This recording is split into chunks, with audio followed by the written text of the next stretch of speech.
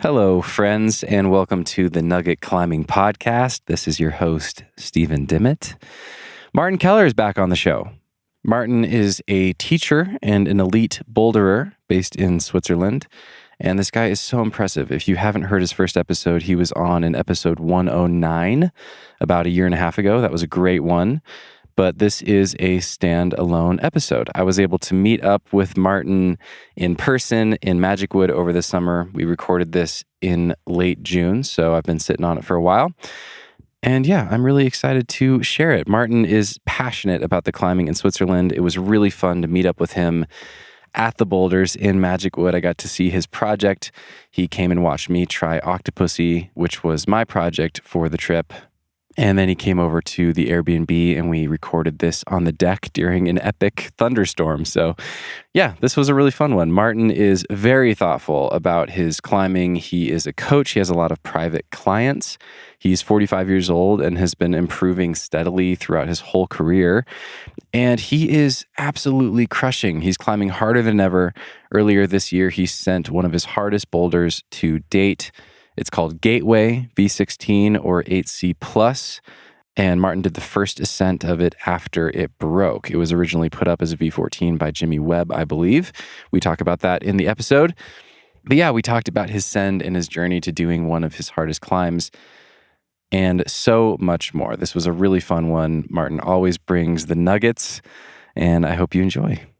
This is a patron-only episode, so I'm going to give you the first hour for free. The full version is about an hour and 50 minutes, so it's a full-length episode, and it is available right now for patrons who support the show at patreon.com/thenuggetclimbing. If you sign up, you'll get access to the patron version of the show. You can listen to that on Apple Podcasts, on Spotify, on almost any podcast app you can think of. You'll get all of the regular episodes ad-free and all of the bonus stuff, all of the patron-only episodes. You'll get everything all in one place. So yeah, basically it's the podcast, except better and more of it for $5 a month, and you can cancel at any time, no questions asked. And now there's a 7-day free trial. So if you want to check out this full episode, you can go become a patron and listen to the full version and get a taste of the subscription version of the show. Once again, patreon.com/thenuggetclimbing to sign up. There's a link right there in your podcast app. And I hope you enjoy Martin Keller. I want to dive into Gateway and hear about your process on that boulder. And the first thing I want to ask you about, you're such a master of tactics and tricks because you've spent so many more days on these hard projects than anyone else I've ever talked to. You sent me a PDF with some notes about the boulder. You sent me a video of you doing it and a video that's a collaboration of all your times falling off, which is great. Not all. Yeah, sure. I showed you. I have like Just a 2,222 items, like footage or pictures in my. Okay, in so my that's what I want to ask you about. So you said my Gateway folder, and Gateway is the name of the boulder we're going to talk about that he sent. Gateway folder on your phone has 2,222 items on it. And I just thought to myself, like, wow. I mean, I occasionally take notes on projects, and I talked about this with Tiba in my last podcast, but I'll sometimes do like a video memo where I like take footage of the holds and like talk to myself, and I like that a lot. But maybe only on like probably less than half a dozen things I've ever done that with, including like routes at Smith that are more complex and things. What are some of the things in that 2,222 items? Are you taking specific notes about humidity and temperature and stuff like that, or is it just you filming all your attempts and you've tried it 2,000 times? Yeah, it's a mix of everything. I'm too lazy to take notes every time, because that's obviously known. That helps a lot if you track, what you're doing, because then you can go back. It's like a training log. Like you can go back, you see what worked or what did you do that enabled you to get like in peak shape. What did you do? What has been the progression, which is a really important concept. It's kind of we we said like there are a few things you should follow, a few basic rules that will enable to have like constant progress. One would be like progressive overload, like physiology, basics in physiology. And now how to track that.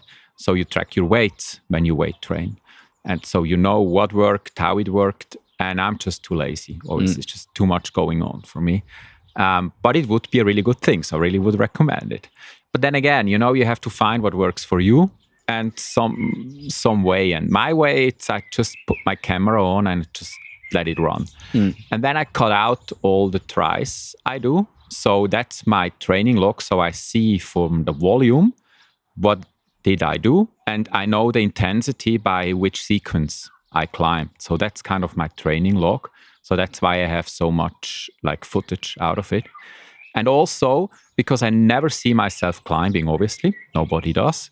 And it's really helpful, I think, to see what you actually did, because sometimes I'm sure you know that you do something and you're like, whoa, that worked so well. But you can't really remember what you did differently. And now if you have people around, that can help a lot. Then they were like, yeah, you moved your hips more to the right or more to the left. And it's super helpful stuff like that. At more than one occasion, despite the videoing, I had friends like telling me like, man, this just looked way different. Now maybe check the footage again. And then we rewatch the footage together and he points me out what they see, or maybe I figure it out by myself. And I sometimes then make screenshots and make layovers. So I really see, my hips like going to the left, to the right. It's like my body is like this much closer or not. And that saved me a lot of times already. It's on story, I remember, like I kept... Story of Two Worlds. Yes, Story of Two Worlds. I kept falling. It's kind of on a really hard move after like the really hard sequence, like the last hard move. It always worked in the sequence, like warming up, no problem. When I came from the ground, like from the start, I always kept falling. And I was doing exactly the same, like the positions, handholds, all the same. I just couldn't, what was different, And I had my camera so set up always in the same position, so I can make like, I see if something moves different. And then when I checked the footage, took me like 10 seconds. Like you could see when I came from the ground, I tried to relax, like to save energy because it's such a long climb. So I went a bit lower, and then the angles to the heels totally changed. It's like you wouldn't like have the compression going in at 90% degree, so the vectors for the force, like not 90%. As I was lower, it was doing this, like just 60%. And so my heels would slip. So then I did something you shouldn't do when you want to go into flow. But again, it's the exception from the rule. Yeah. It's kind of, we talked about it. They have done fun research with golfers, like they did their swing and perfect pros. And then they told them like next try, they should concentrate on their wrist position. And then they just totally messed it up. It didn't work anymore. That's that kind of, but again, details matter when you actually learn something new. It's helpful to like watch your wrist position, your hips, what you're doing, like be mindful of that, then get feedback. But when you're actually an expert or when you learned already something, it doesn't help anymore. So then that's that kind of be in the moment. Don't think anymore. Just let your body do because it has already learned it. And it's way more accurate, way faster, like that unconscious brain. It's just more... way more efficient, so go with that way. But in this specific moment, it just fooled me. I was like trusting my instincts, going low to relax, which was a good strategy to like try to recover for a bit, get some air. But the angles changed, I was off. So I had to make a conscious effort, get out of that like flow state, and no, we're now at that move. Now really stay high. Do the move. And I didn't fall one more time, just not one more time. And it really opened then for me, like then I got through like several times in a session, could build that stamina and sent it a few sessions later. And man, it was the same up to this day. People keep falling at that move, and gateway is just on the side. So I watch the people and I was like, interesting. Everybody seems to have a really similar experience. And then I just let them, because you obviously don't want to just spray beta on them. I had to learn that too, even if you have good intentions. But I then just, if I see them, going down for like 10 times or whatever, I just ask them if they would like that I give them some feedback. If they say no, I let them. If they say yes, please, I tell them what I have seen and worked for many of my friends. And it works for everybody. It's like nobody falls anymore if they stay high, and everybody seems to go low. So it's every rule has an exception, and it's really important to, like, again, keep your mind open. It's like try different stuff and see what works. And sometimes it's better to not think, but then maybe at certain points it's a good thing to kind of stop and be mindful about something, in the way of, now I have to make a conscious effort to really, sometimes as well, you have to stop, not be too fast, even though you maybe want to be as fast as possible because you're running out of energy, but it maybe takes a bit of time to have placement really like accurate, which is key for the next few moves. So it's like an investment in the next sequence. So that works better. Yeah. But that's really a key moment, like up to date. It's like, okay, be low. And so that was video. I saw it on the video, like you could see like it's like a fridge and you're climbing that fridge, and my chest, like the space in between the fridge and my chest, it was like double. Like when I was like close, I didn't fall. When there was obviously a lot of space in between my chest and the fridge, I kept falling, and so stuff like that is super helpful with video. And then the same you see with heel and toe angles, you can compare, which was really key for me on Gateway now, because I kept slipping off that heels, because again, like intuitively I did it right, but didn't really know what I did. And a few sessions later, I did maybe something a bit different on the same placements. I kept sliding off. I can't have this. I need now to know what I have to do, and then I saw stuff again like that, oh, my body was a bit higher or was lower, position more to the left or to the right. But then again, you have to be careful to not overdo it, because it can fool you too, because then I had one thing, like I thought I seen something, and it was not. Turned out in the end, it was not. It was a rabbit hole. A heel position that really fooled me. I was so sure, now I got it. And no, it was not. It was the other way around. So that's maybe another thing, to stay open, even when you have a beta. Now we're talking, when it's really at your limit. Because maybe in a year or two, or over a few weeks, you maybe get stronger or weaker, or maybe whatever issue is going on. And then maybe different beta suddenly works better, or conditions change. And then you can climb it in a different way. Or you climb it a bit harder, but then it's easier for the next section, stuff like that. Yeah. So some people say, stay with your beta, don't change. Just go for it. Just be stronger. It's like, nah, maybe not. But then also don't switch it up too often. Yeah, it's interesting. That's actually... I feel like I've learned to not be too attached. Well, what am I trying to say?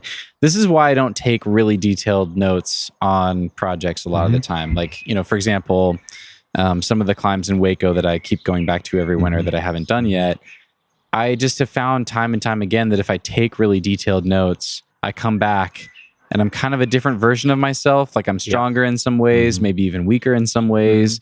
I have different intuition. And inevitably, I find a slightly different solution. What worked best last time doesn't work best this time. Cool. And I find that really interesting. And I've just kind of learned to trust myself. Like I've grown and gotten wiser, and just trust that. And you'll find the best solution for you this time, even if it's different. Yeah, important. I do the same, actually. It's kind of, I think it's a really good tool when you have to leave for a longer time.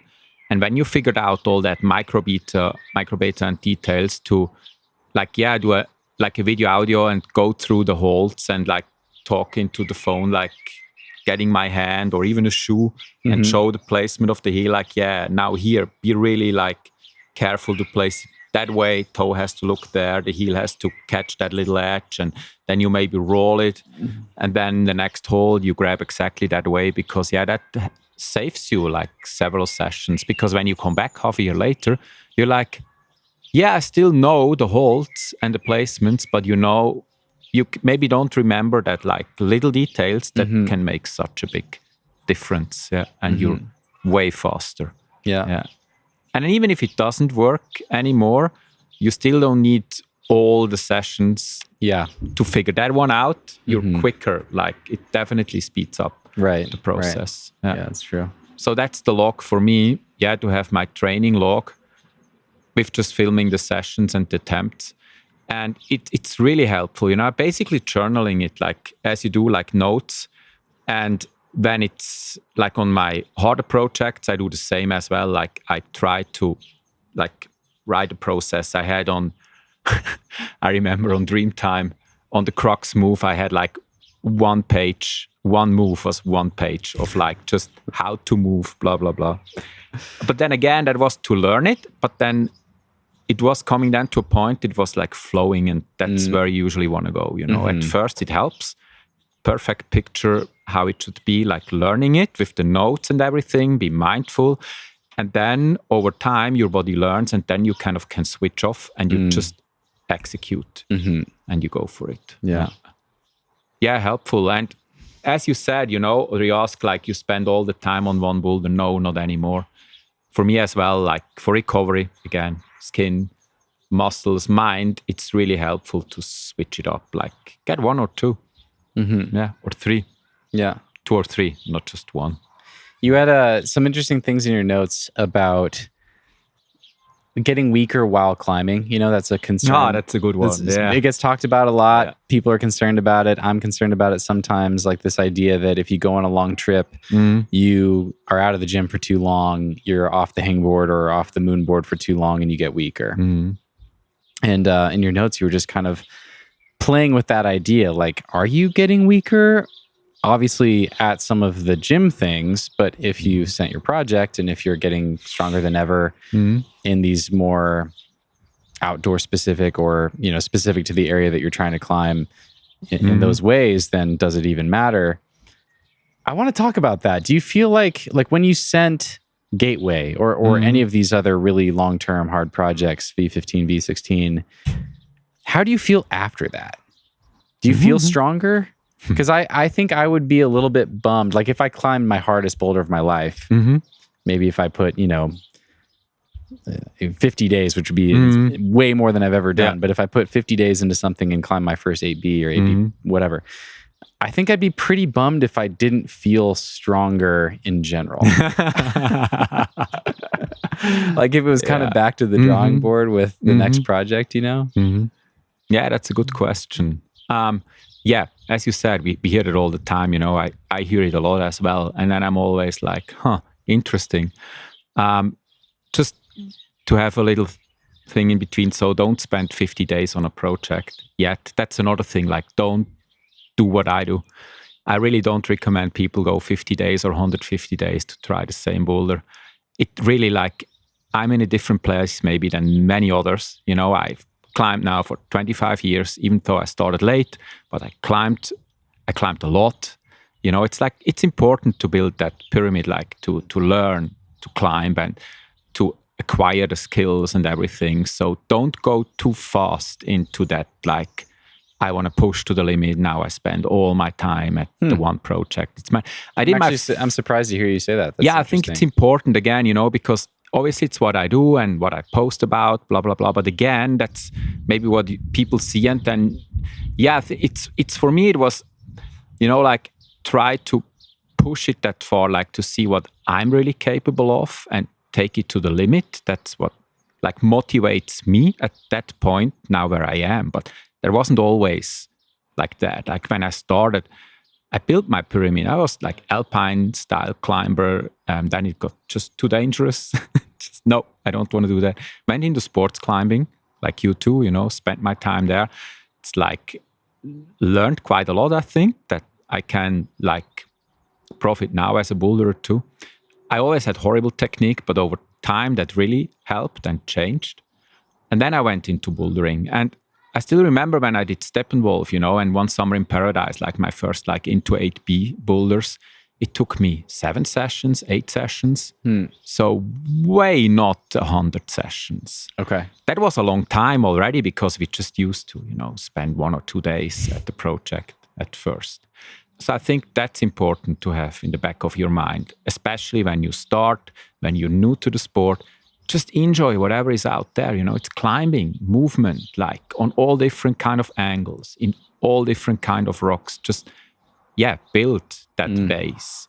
And then once you sampled everything you can do quickly, kind of, okay, then maybe it's time to spend some more time, like trying harder stuff and maybe put a few more days into a project. But that's also why I really liked your approach, where like 7, 8 sessions into Octopussy. Mm-hmm. Yeah, that's a perfect mix, because I see people after 2 sessions, like, I can't do that. It's like, after 2 sessions, man, I can't even do the single moves of a project. It's like, not after 5, if it's limit, So it's really worth maybe to spend 4 or 5 sessions and to see where it takes you. But then when you stall, like when you hit the ceiling, you don't find new microbeta, you feel like, oh, this is not like progressing anymore, switch, do something else and then come back.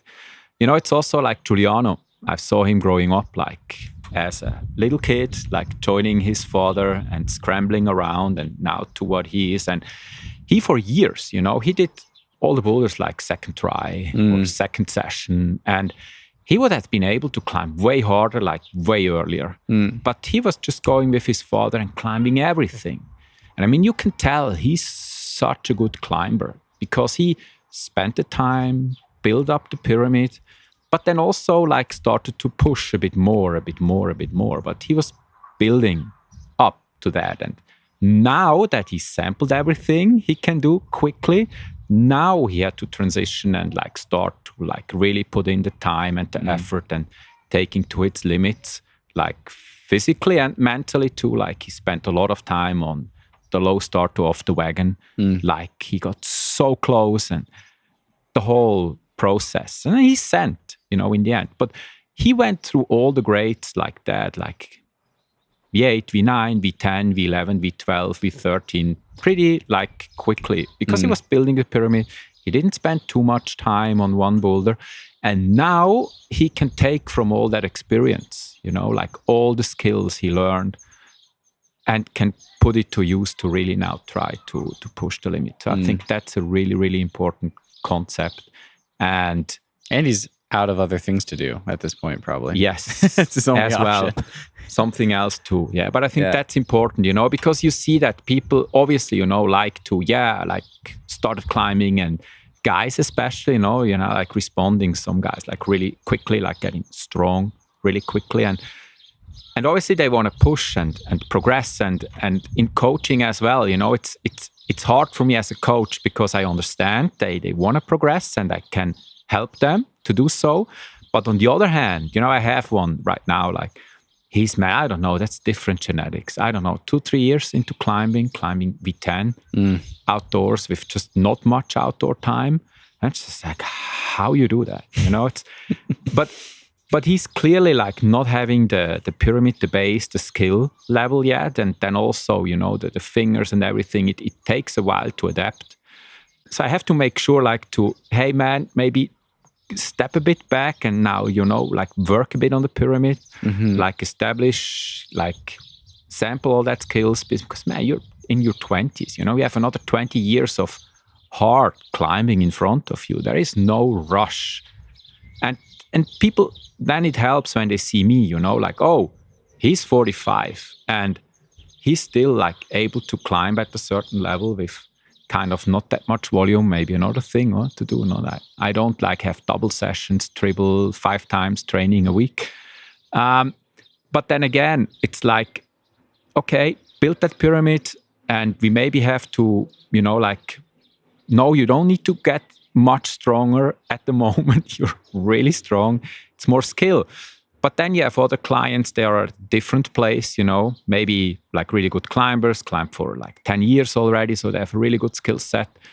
And now it's about like, they never tried hard, and that's a skill too. Like you have to learn how to try hard. When you route climb, you don't like want to overgrip the holds, it's a lot about efficiency and all that stuff. So these people, I like to work with them because it's easier, to make somebody strong because when they already know how to climb, now they can apply the strength to the rock, actually. It's way easier. And it's my backstory. It's yours as well, So you can tell, you know what you can do with your strength to the rock. And, then you see people just, usually the guys, it's like just like this, like pulling in super high because super strong, losing all the feet, campusing around. And for sure, that brings you to a certain point, but it's also what they underestimate. It's when you go up in the grades, usually in all like areas. There are like more like strength-friendly areas, of course, than maybe others. But harder grades get more skill depending. There's way less margin of error. You have to hit the hole perfectly in the perfect spot. Timing of the dead points has to be perfect. It's the placements get smaller, obviously, so there's way less margin of error. So it's a skill to like do those kind of moves, and that's also then why when you see people overbuilding the pyramid, which happens a lot too. Let's say you spend ages doing V8s. This just doesn't allow you to climb V10. It's just not the skill level. It's when you do V10, the moves you won't really find in a V8 unless it's a really, really long, like super power endurance climb. So it's important there to have the balance, So when you climbed for a long time and you have a good skill set, then you will gain more in like having more limit sessions, like trying really hard moves. You will make and have way more progress there. The other way around, when you're already really strong, you maybe will progress way more when you invest more into your skills. So again, you see, it depends. Depends, right? Where you are. I think that's a really important thing. It always depends. Yeah. That's why it's so hard. You can't say just, guys, do this. No, it depends where you are in your life and what's your background. And that's also this other note, it's like, don't train, like, as I said, don't do what I do, because most of the people will be, in another place right now. And don't do what the pros do, professionals. If you're like a 35-year-old dad with a 9-to-5 job, it's like, it's not the same than when you're a 20-year-old pro climber. There's nothing else to do than climbing and recovering. I don't want to take away from that. I know they have their struggles too, but it's just different. So, I have then these people coming to me and they say like, I've seen that, this like split session thing. So I want to train in the morning, do my hangboard, and then, so it goes even better, when you see all that Instagram stuff, like, okay, you get up in the morning, then maybe meditate, outside on the terrace for the first half an hour. Then you maybe get breakfast, whatever. And then you maybe do some stretching or yoga. And then you maybe have a hangboard session. Then you check into work. And then over lunch, you go for a run because you should do something for your cardiovascular system. It's healthy. And then you work, obviously, again. Then you come home and, okay, now it's your whatever board session. And after board session, you go in for a strength weight training, do some bench and lifting because you've heard that really is helping with your posterior chain, which is really important.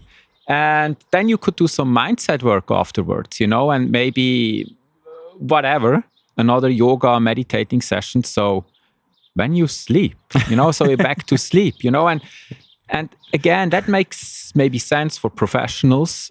They are young, their body has a different chemical like setup for recovery and everything. And then this split session thing makes sense out of physiological standpoint of view. But then when you have a job, and it's for me too, like 3 days in school and then with the coaching. So it's basically 100% as it's just a more flexible schedule. But I simply can't split my sessions. It's from a maybe different when you have a setup at home, a wall at home, a hangboard at home, so it doesn't take up that much time. But when you need to drive somewhere, I mean, you can't get up at 4 a.m. and drive to the gym, maybe also not open at 5, at 6, to have your hangboard session, and then again go in the evening for a board session. So you drive again to a gym, back and forth. It just takes up too much time, So then it makes sense from more efficiency point of view to link the sessions together. But then you have to adjust the volume, obviously. But then again, that's not that much of a problem because people tend to overdo it anyway. So you need way less. So it's kind of easy to combine a hangboard session with a board session because you can just cut off enough. You get both in, you get the best return on your investment with the least amount of time, So it's really important to see that. And again, I understand it. It's like you want to progress and then it's, we have to do more because the other ones are doing more. Everybody's doing more, social media. And it's just like, no, it's not the way to go. And, I've seen that again and again with clients of mine as well. They were like, yeah, but, I now want to go hangboard in the morning and go like board session in the evening. And like, yeah, okay. So, but you have to be at work at 7:30. So when you hangboard, at 5. Right. Okay. And then in the evening, you work to 5. And then you go for a board session. You have to drive, blah, blah, blah. You're home by 9, 10. And then I asked them like, yeah, okay, then you go to sleep at 9 or 10. And they were like, yeah, no, I have to do, laundry, running errands, whatever. Maybe there's a girlfriend, a wife around, kids, whatever. So when you sleep, it's just, it doesn't make sense that the marginal benefit you get from that splitting the session, the hangboard in the morning, compared to the marginal benefits you get from 2 hours more sleep. Right. There is no question where you get more benefits. So you don't split the session, you sleep more. And then you couple the sessions in the evening. If you want to go hangboard and board, that's no problem. But you have then to keep it short, but which is not a problem as well, because when you want to get stronger, we all know that, intensity high, volume low. I see people 2-hour hangboard session. And I, what? No, 20 minutes. It's enough. And then you can couple it. Perfect. And this one client was like, I still want to try it. I was like, okay, try it. Because, but again, for some people it might work. So try. Yeah, 2 weeks, he injured his finger. Might be a coincidence, but it's very often an injury and it's overuse in volume, too high intensity with too much volume, too much velocity, like the boards all the time, dynamic climbing. And this never ends well, like never. It's just a matter of time. And just a shame, just it's predictable. But sometimes you have to make the experience by you. I mean, it was the same, people could tell me everything. I was like, yeah, blah, blah, blah. I had to go through the process Me too. to really like appreciate it. Learn the hard lessons. Yes. Maybe helpful too, but then why? It's because certain things, it's just obvious. And it's a shame, it's like, gives me pain as well, because you obviously can avoid a lot of stuff. I mean, there's still injury coming and stuff happening, but you can, like the obvious mistakes, which we all did. I mean, when I started, there was no coaching, climbing, training, nothing. We just hammered it away, and we did everything wrong. And that's maybe another thing. When you're young, you get away with a lot. So you can do whatever, everything works. Yeah. But maybe later not so much anymore. Yeah. So yeah, it's interesting. So I hear you as far as, it's interesting that you say, like, for me, spending 50 days on something is not the way to go. No, you don't recommend that. At what point is it? Or what am I trying to ask here? I'm curious, like, I'm fascinated by you because, your experience comparing yourself to these other climbers that climb 8C, like, are they doing it every week, and you are kind of a unicorn. Like, you're spending so much more time on these things. How far are you stretching, do you think, from your like base level to climb 8C or 8C plus? Like, I think that's a does that question make sense? Yeah, but I think it's a misconception. It's kind of, the longest I spent on a project have been 13 years. But yeah, that's another story. But just, when you want to climb at your limit, doesn't matter which grade, you have to put in some time and effort, obviously. Otherwise, you won't get there. Now, at that level, it's not much different than any other level. Now, what other people do, they train in a gym, So they train in the gym and they prepare and they go on a trip and then they send that stuff. Now, I train on rock. So I spend way more time on the actual project, but it's training time in the end. And when you sum it up, it's similar. Like, you have to spend, obviously different for everybody, but there's no way around. You have to spend a certain amount of time and intensity training, building up to get strong enough to do that stuff. And then it doesn't really matter if you spend it in the gym, on a hangboard, in the weight room, on replicas, on other climbing trips, whatever. It's just time spent climbing, getting stronger, working on the skill, and then you eventually send something, So it's maybe, it looks way different, but it's not. I see. Yeah. And I think that's an important takeaway. Now, how you do it, again, really depends what you're up to. Again, what your circumstances are, what you want to do, and that's another bullet point. It's always motivation first. So if you like to spend time outdoors and be on rock and climb, if this is what drives you, then go for it. Do it. That's what drives me. I know it's not the most efficient, by far not. But again, that's what drives me. Again, what I want. It's I want to be outside, being nature, spending time there on rock, climbing on rock, be out there, spend time out there. And so that's what I do.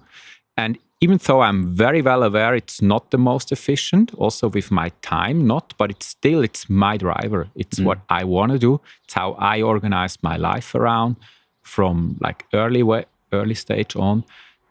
Because it's what drives me, what makes me happy, what gives me a good time. And then I know, on the other hand, again, you pay at one side, but I'm very well aware of it. So it's not that efficient, because it would be way more efficient to stay at home, go to the gym, train there, be back 2 hours later. But it's not what I want to do. I want to climb. But now you have that trade-off, now you want to climb, but you want to get still maybe stronger and send your projects, not just spending the time there, but there is other stuff, it would be nice to push it and to get stronger. And then you have to find a way how you approach your outdoor climbing. And I think that's the big thing. It's kind of training your body and mind. Your brain doesn't know if you're holding a plastic hold or if you're climbing on rock. It's just getting a stimulus. So you can climb outdoors and still train, but the difference between just go climb and to actually train, it's that you apply a certain, the basics of physiology, like a structure. And that's what many people don't get, It's indoor, it's training. Yeah. Or you just go training. I mean, it's the same if you spend time on a spray wall, blah, blah. Again, there as well, you can just climb and you can get really strong like that. And you can get even stronger and that's how it works best, but I had to learn it as well because we did it completely wrong again, to apply those structures. And that's also what enabled me to have big gains late in my climbing career after sent all my hardest stuff on after 40, And I think that's key in the end. And it doesn't take away the fun. That's important too. Because many people think about training like suffering, like, oh, this is a pain in the ass. I don't want to train. I want to climb. I'm like, yeah, I'm all with you. Because, I'm the same. Like, I want to be outdoors again. Like, I want to climb. But if you're a bit smart, you can get so much more out of the same time you spend on the rock. And it's not much. And there again, we are like these basic principles. And it's not much you have to change. And you still have a nice time out there. And it's super flexible. And you still can get better. And I think it's really important also when you do the training indoors, as well, like motivation first. It's when you would have put me like indoors, like, hey, now you can only train indoors or climb indoors, and I would maybe have quit by now. So, even if it would be more efficient, like I maybe would be even stronger by now and climb the stuff faster, blah, blah, I would have had quit because it's not where what I get out of it. That's so important to see, because in the end, like if I really get on top or not, that's that process focus, It's really spending that time out there and be climbing. And if you would force me to go inside all the time to just get stronger, I'm like, no, I'm not going to do. I quit. And now you have other people which enjoy that, or their circumstances are different. And for them, that fits really well, then do it. Because it's also really efficient, go for it. And then you get out on the weekend and you crush, you go on your trip. It's perfect, do it. If that's what you're looking for. But it's again, it depends on the person, how you do it. And for me, it's really, I told you, when I got like topped out that gateway thing, it's like it really was the last good day in the season. I've seen the forecast, performance anxiety, hi. It was a full day of work, so not perfect. Like I had a full day of work at school. And so I came home, I took a power nap. I got up, coffee, eating, shower. Had to get some adrenaline, so a cold shower as well. More coffee. I should have done that yesterday. Yeah, it helps, man. Like jump into the river. But that's another thing. 85 thing. degrees in our Airbnb, and I left here like a zombie. It depends with the cold exposure as well. You have to know how to do it and when to do it, so it doesn't blunt your like after exercise. Yeah, but okay, it's it's like easy, but then not. It's usually always in the details, and again, many people get it totally wrong. So I left. I did drive to Ticino. It was like hot, so I knew it would have had to be in a night session. But it cooled down reasonably enough. It was forecasted some föhn wind, which is dry, but just a slight bit, so not too dry. And I arrived around 10 in the evening, so full day, and warmed up and fell at 1, maybe, first time in the crux, slipped off. But it was perfect conditions, not too cold, like that really margin, not too cold, not too dry, everything perfect. And I felt strong, the other one. And then I was like, should I try different microbeta again on the crux because my heel slipped again, blah, blah. And I was just like, nope, you maybe only have 2 more tries for the season. Stick with it, just go for it. And it's really rare for me because I said, like, when I spent that much time, my mind starts to wander. So I rarely get into that flow state anymore. It's just hard to attach. It's easier for me when I try a project for a few times or flash goes. It's the perfect one. It's just go. But that was that one. Like I pulled on and it just, no mistake. I was like, just going, just as fast as never. I knew it was critical, like I tried to be. It was a big part of like being able to complete it was like getting faster and faster. And so that was one strategy I had, like I want to climb like that next move. I only want to get to the crux and do that well because I really enjoyed the move still after all that time. It's the perfect climb for me. It's like what I like most, big, powerful moves, really technical at the same time, beautiful line, beautiful setting, and just like that kind of climbing. But then it also nearly freaked me out because it was so technical at the same time. So it shut me off all the time. But I pulled through and it was just everything clicked, like the boxes perfectly. And it just suddenly was kind of, whoa, now the last hard move. And I still had like sensation in the hold. Before arriving there, I always was like numbing out or felt like I had not enough like juice left. And because it's a wild, like cut off dyno swing. And not my style, but the most efficient for me at that point. And I just was just not hesitating, just go. And it just felt so solid, hard, but solid. And then swinging around and then going for that nasty mantle. And it just was roasted, done, instantly. Like 60 seconds, I could tell, on the video, like, there, bam, done. And it's a hard mantle for me. It's when I numb out, there is no structure on the rail. So, man, I had like tried that on sequence, whatever, slipping off, then backflipping down into the dark woods at 2 a.m. By myself. But I knew, and I struggled a lot on the move, like early season. Like sometimes I couldn't even do in isolation. Just slipped off.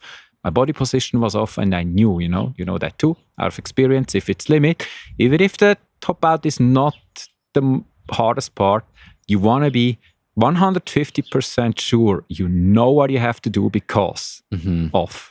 We all had that, you will blow it, whatever. So I invested a lot of time.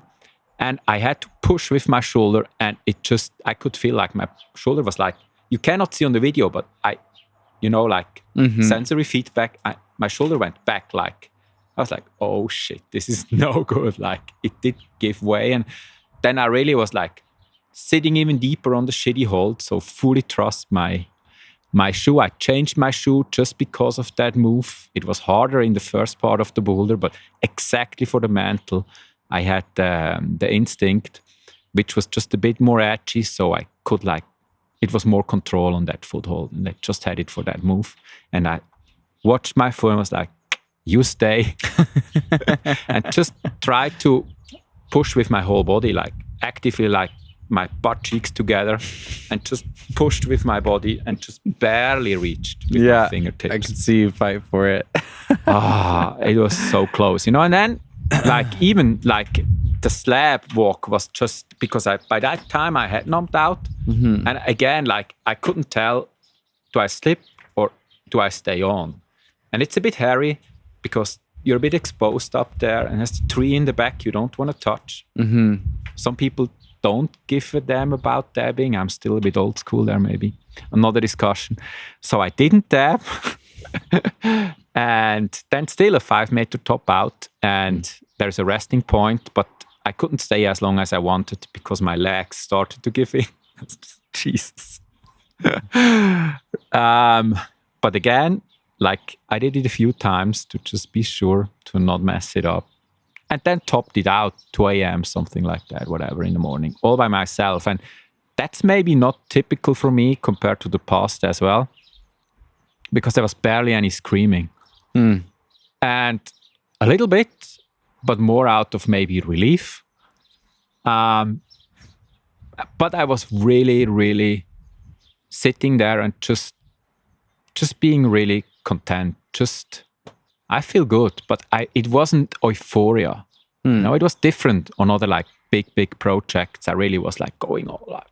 Yeah, I finally did it, blah, blah.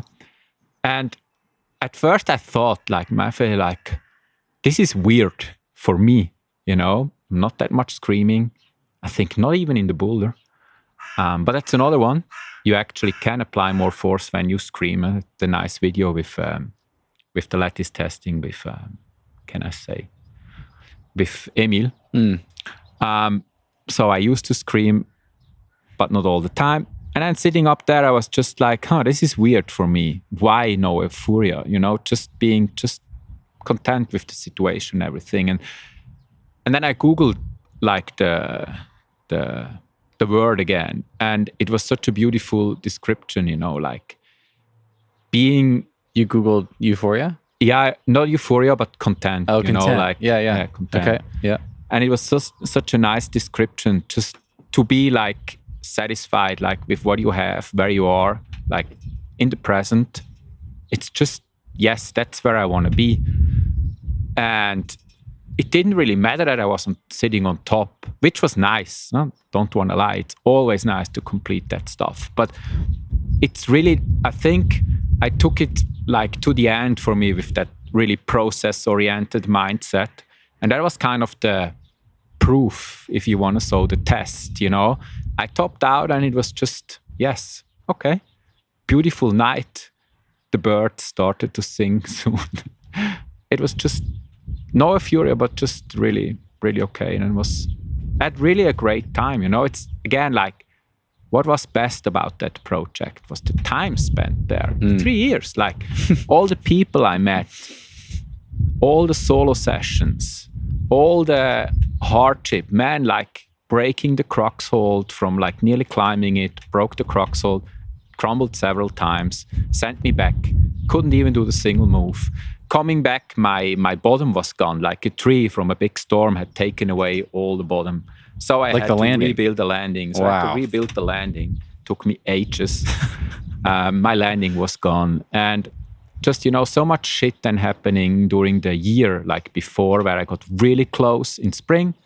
Then it didn't work out, like falling at the last move. I thought I was close. In hindsight, I was like, no, you've not been close. It took so much more, like total different level of fitness.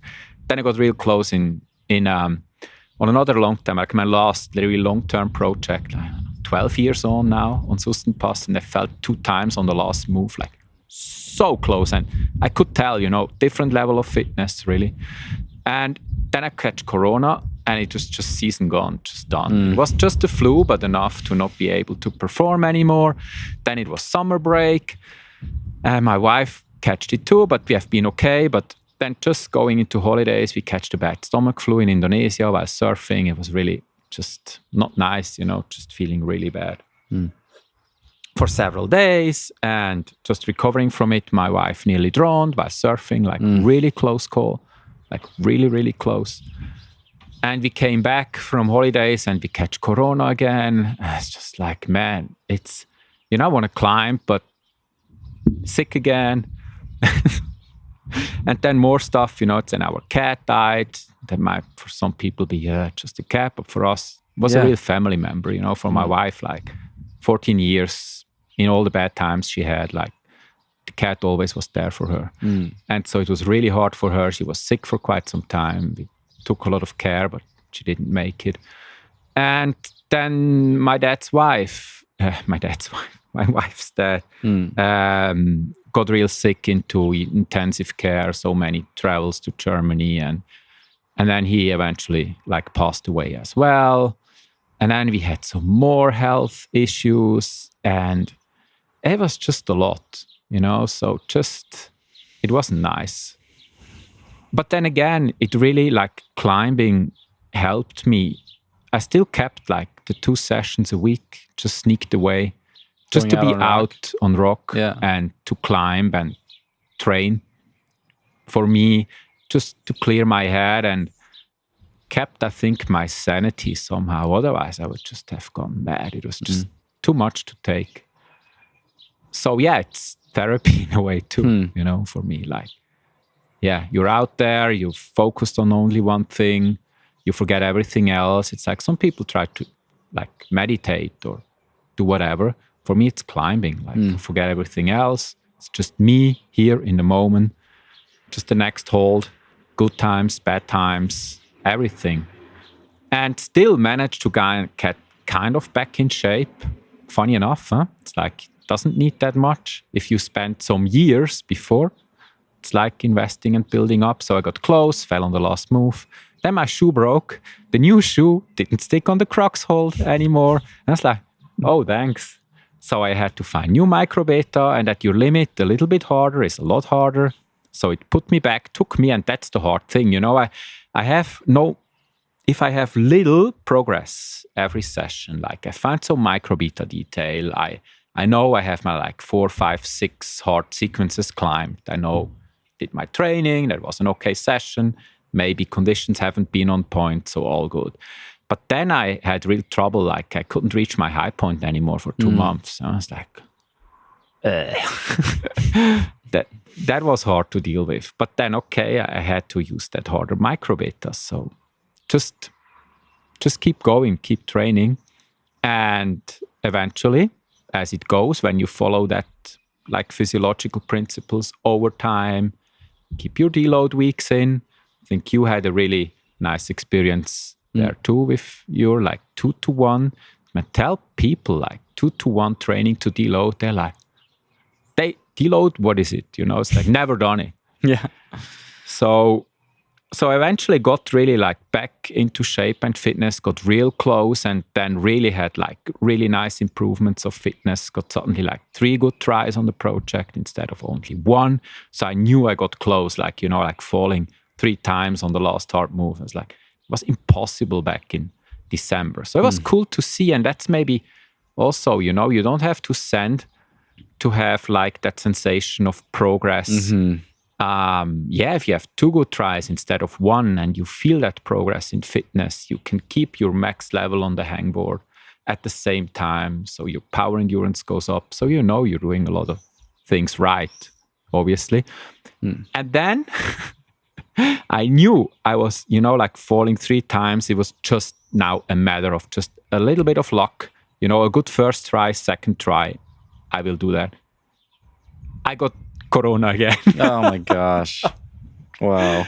And this can't happen, But as a teacher, you just you're exposed to kids. They come to school sick, and we knew it was going around. And at one point, I've been 5 teachers sick at the same time.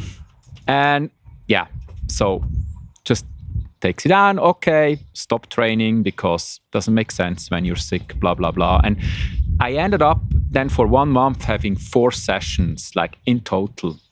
That even for me was kind of a heavy deload, 4 sessions in 4 weeks. What's normal for you? Do you think twice a week or 3 times a week? For me, it's like, and usually I have like 2 sessions a week, 2.5 maybe, like 2 full rest days, and then I maybe take a third if conditions or whatever work comes up, I don't mind. And then maybe every 3 or 4 weeks I take a real deload, cut volume in half, so only have 1 or 2 sessions a week and get rid of everything supplemental you do ever. So really basic approach, but that's an 80-20 rule.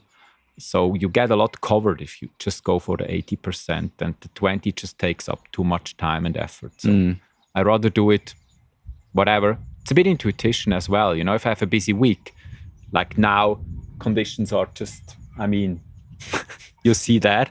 Yeah. So maybe good conditions for Never Ending Story 1, but not for the rest. So I just take another rest day. So it's 3 rest days. I don't care. It's just, there's no point. So I'd rather go tomorrow or the day after tomorrow when it's decent conditions again. Yeah, it just doesn't matter in the long run. Yeah. So that was, but 4 sessions in 4 weeks. I was like, this is a power endurance problem. That's different again. You can keep max strength with relatively low, but the more it goes into endurance, like the more volume you need to sustain that. But even there, it's like not high volume and high intensity. It's like the level, but I have to come back to that because it's an important principle. So I was concerned that it wouldn't be enough to keep the level because it really was limit. Like I needed to be super strong because the moves felt really hard. The hardest move, single move, was at the very end, like 60 seconds, same style of climbing, really steep. And I knew I had to sustain it. So I needed power endurance on top and my like limit strength, because otherwise I wouldn't do the hard moves. The last 4 or 5 moves maybe felt like 8B boulder after I terminated, like completely destroyed the crux hole. So really hard moves for me. And I wasn't sure if I could keep it there. I was hoping for it, but I wasn't sure. And so I had this last session coming up and I was really anxious. Like, would it be enough? But it played out just fine. Like, really like had my top level strength and the best power endurance at the same time.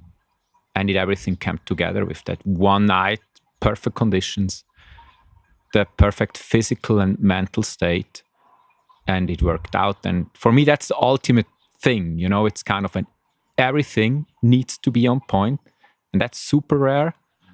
And I just got it. I'm really thankful for that, that it played out like that. But then again, looking back, it's really like, yeah, I've been there, like climbing, doing what I wanted to do. And as well, mindfully taking my time, like every time, like there's a really nice place. If you've been there, you know that, like it's a beautiful setting, like on top of a ridge. You can walk a bit in front and there's a rock and you can overlook the valley. And most people arrive and then just, super psyched the line and you start to climb. And it was no different back in the day. But these days it's like, no, I start my session by walking out there and just soaking up. Like, and it's not pretending. It's really like, that's what I enjoy, I'm grateful, like, to be out there, to have the time. And also, there is a lot of work and stuff going into that. I'm able to do that. It's not just coming for free, so I'm really there and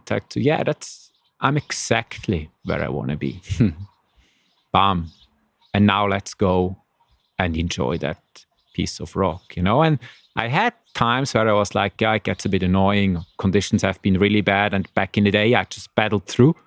I was there and was shoveling off snow. But then I let it dry for a week because it was just seeping and went somewhere else.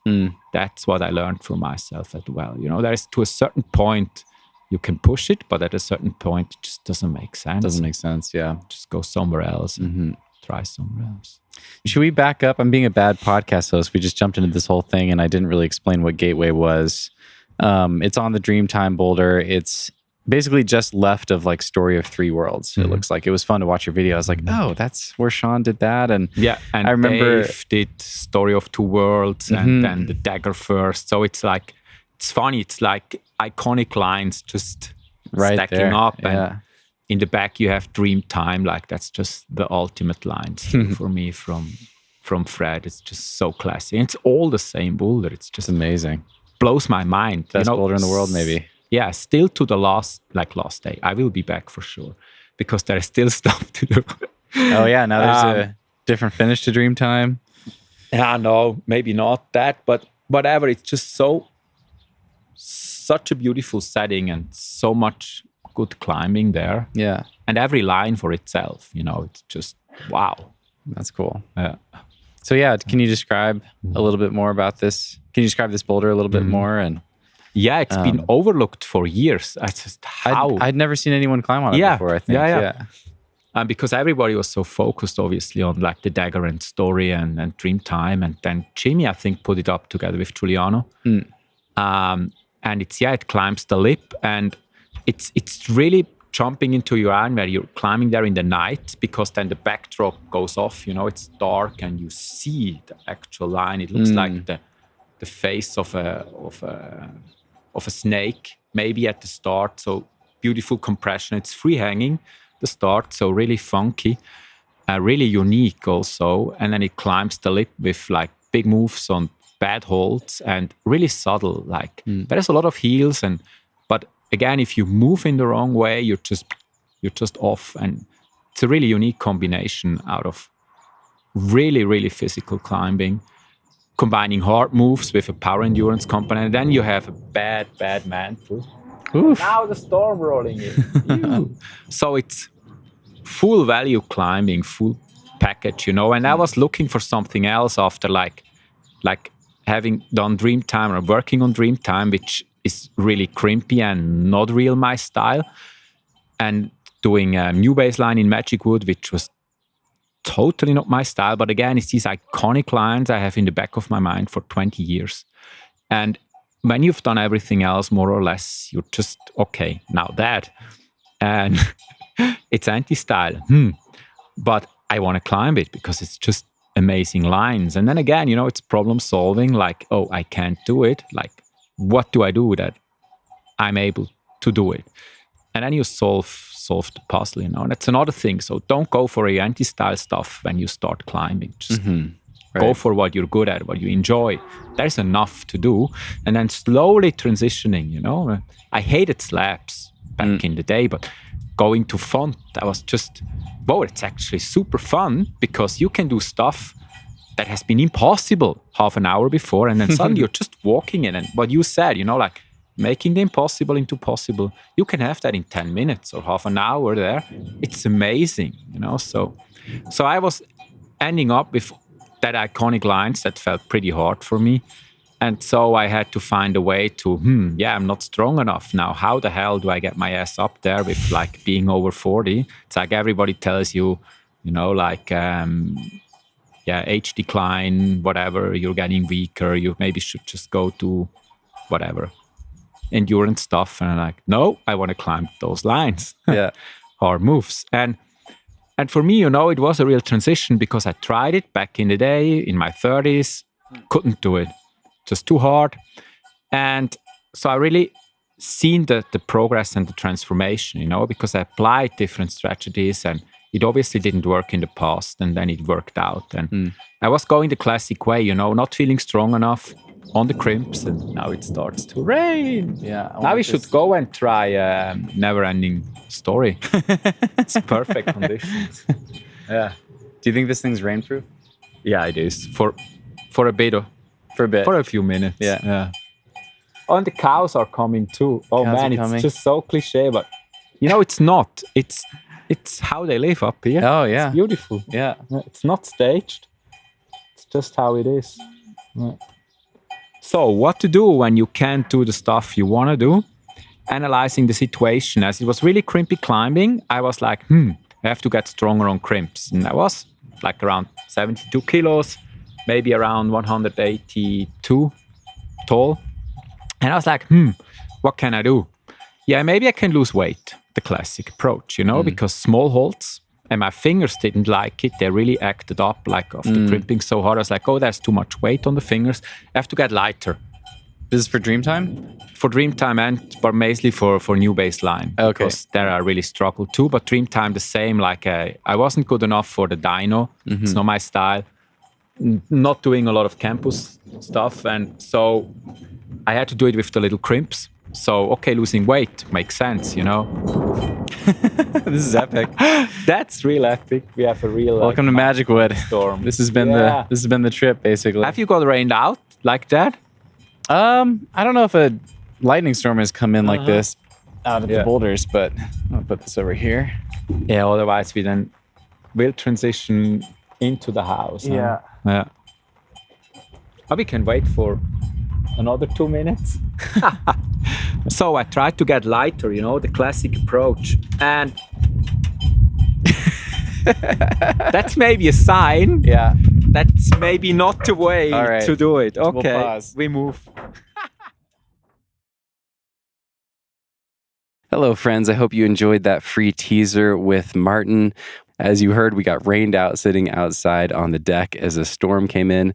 We moved inside and continued talking for about another 50 minutes. So there's 50 more minutes of this episode, and it was great. We talked about Martin's journey with weight and some of the nuance of nutrition and weight with climbing. Martin actually has gained 13 kilos, which is close to 30 pounds over the last several years, and has gotten stronger and stronger and stronger as he's put on weight.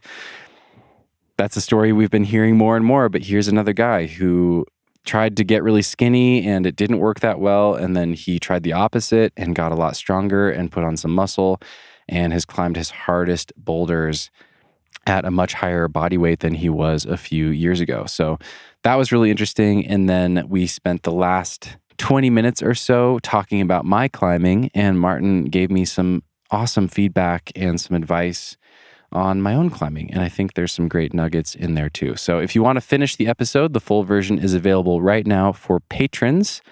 You can sign up at patreon.com/thenuggetclimbing. That'll get you access to the patron version of the podcast, and you can listen to that on Apple Podcasts, on Spotify, or wherever you get your podcasts. It just takes a few minutes to sign up, and right now there's a 7-day free trial. So you can go over to Patreon right now, sign up for free, finish this episode, and then if you don't have the money to support the podcast, I totally understand. You can cancel before the 7-day free trial is up. Obviously, I hope you'll stick around. But if you can't support the show and you really want to hear this episode, again, no hard feelings. I just hope you enjoy the rest of the episode. So yeah, go check it out. 7-day free trial, patreon.com/thenuggetclimbing. There's a link right there in your podcast app. Thank you so much for your support and for considering signing up. I hope you guys have an amazing week, and we will see you next time. Move with the rhythm. Shake it up, stop when the clock hits 13. Sing 1, 2, 3, 4. Cause no one can do it like we do it, like we do it, like we do it. Cause no one can do it like we do it, like we do it, like we do it. Cause no one can do it like we do it, like we do it, like we do it. Cause no one can do it like we do it, like we do it, like we do it.